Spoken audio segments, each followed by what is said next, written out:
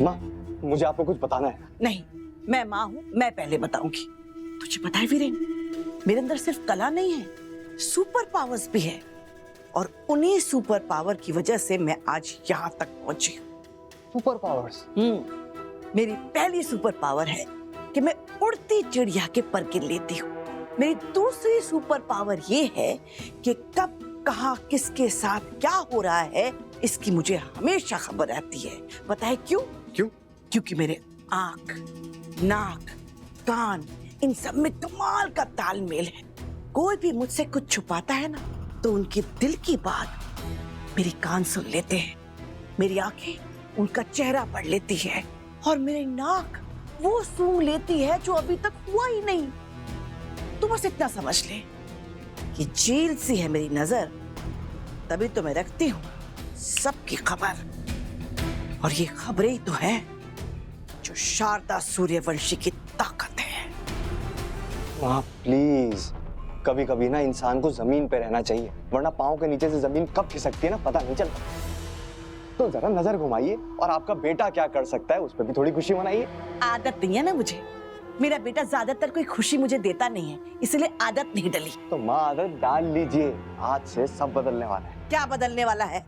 आपको वो धमाकेदार तोहफा याद है जो मैं कब से राघव को देने के लिए तैयार कर रहा हूँ, जिसका सरप्राइज खराब हो जाता अगर वो किश्तों में नहीं आता। आज उस तोहफे की आखिरी किश्त आने वाली है माँ। सच बेटा? आज तुझे मुझे सच में बहुत बहुत खुश कर दिया है। अब तू देख रही रिपोर्टर की मैं और मेरा बेटा वीरेन तेरे चारों तरफ इतनी ऊंची ऊंची दीवारें खड़ी कर देंगे कि तेरा सांस लेना मुश्किल हो जाएगा, और तेरी आंखों के सामने तेरा और राघव का रिश्ता घुट घुट के दम तोड़ देगा। अब तो बस डाइवोर्स पेपर का इंतजार है। रीत ऐसा नहीं कर सकती बुआ जी, पक्का किसी ने बहुत घटिया मजाक किया है हमारे साथ। तुझे कैसे पता?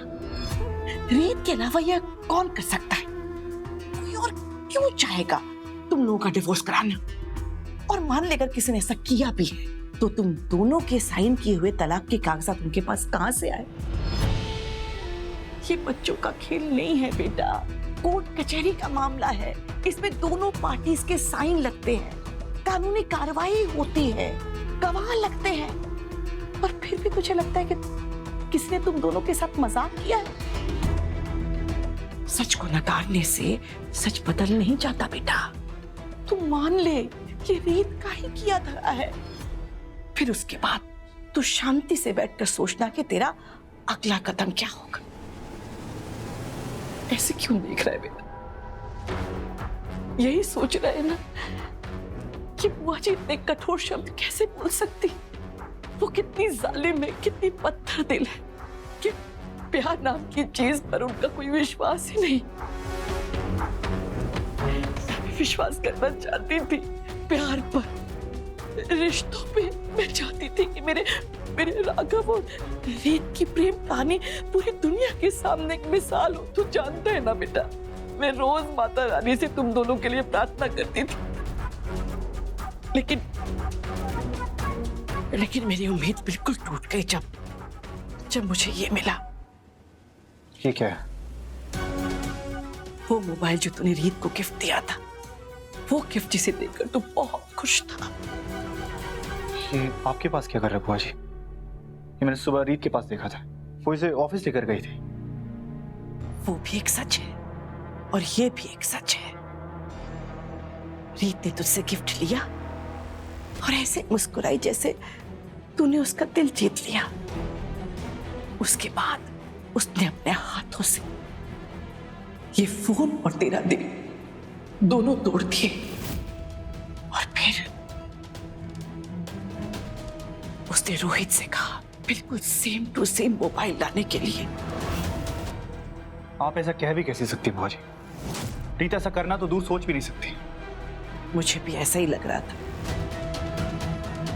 और मैं भी विश्वास ना करती अगर मुझे ये ना मिलता। धोबन को रोहित की शर्ट की पॉकेट से मिला सेम मॉडल नंबर, उसी दिन का बिल।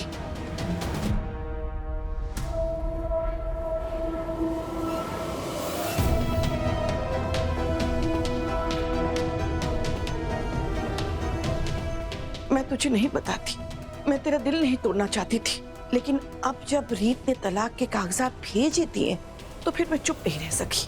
रीत ने साफ साफ बता दी है उसके दिल की बात।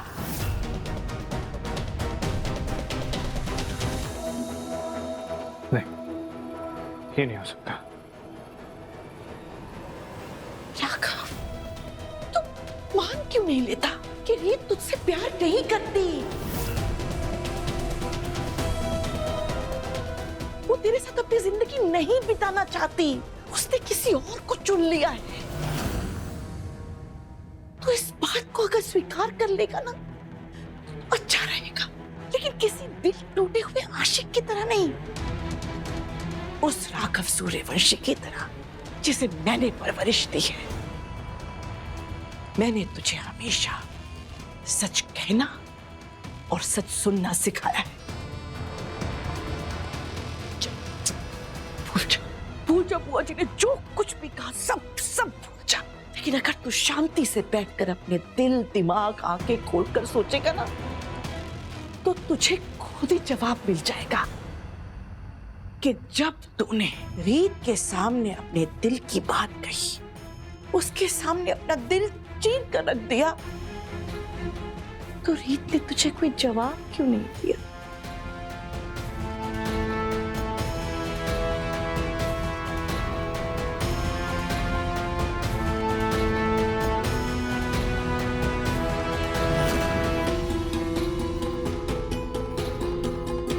हर बार तेरे इमोशंस का फायदा उठाया गया है, पर तू याद रखना, राघव है, राघव सूर्यवंशी। इस बार बेवकूफ मत बनना,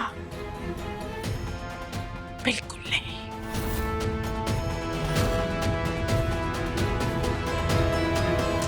हम दोनों सेम रूट पे जा रहे थे, मैंने तुम्हारी इतनी मिन्नतें करी कि गाड़ी में बैठ जाओ, तुम मेरे साथ गाड़ी में क्यों नहीं बैठी? क्योंकि मुझे कार से ज्यादा ना ऑटो राइड्स पसंद है। वरना तो राघव मुझसे हर दिन पूछते हैं कि वो मुझे ऑफिस से पिक कर लेंगे। अगर मुझे कार में बैठना ही होगा तो मैं उनकी कार में नहीं बैठूं।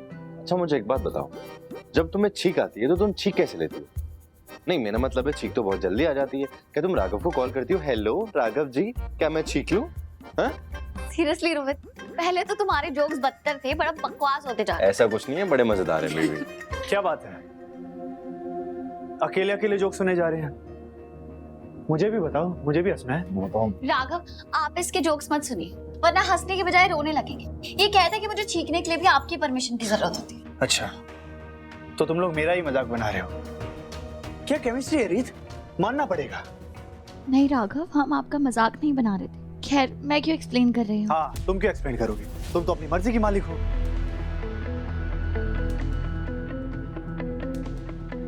फोन कहाँ तुम्हारा?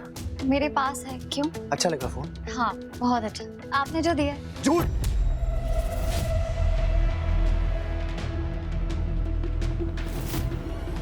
मैंने नहीं दिया वो फोन। ये क्या कह रहे हैं आप? आपने ही तो दिया है, आप खुद मेरे ऑफिस आए थे ना मुझे सरप्राइज करने। मैंने तो तुम्हें सरप्राइज दिया था, लेकिन तुमने तो मुझे शॉक दे दिया।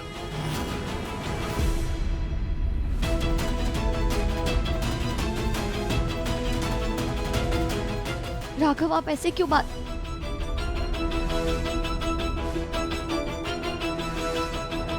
और कितना झूठ बोलोगी?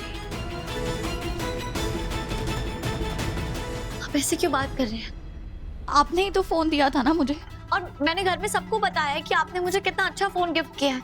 पूनम भाभी, दिव्या भाभी, नीता आंटी, रोहित, सबको पता है, आप लोगों को सब पता है। ये लोग क्या बोलेंगे? तुम बोलो, वो सच बोल। अगर फोन नहीं चाहिए था तो वापस कर देती, तोड़ने की क्या जरूरत थी?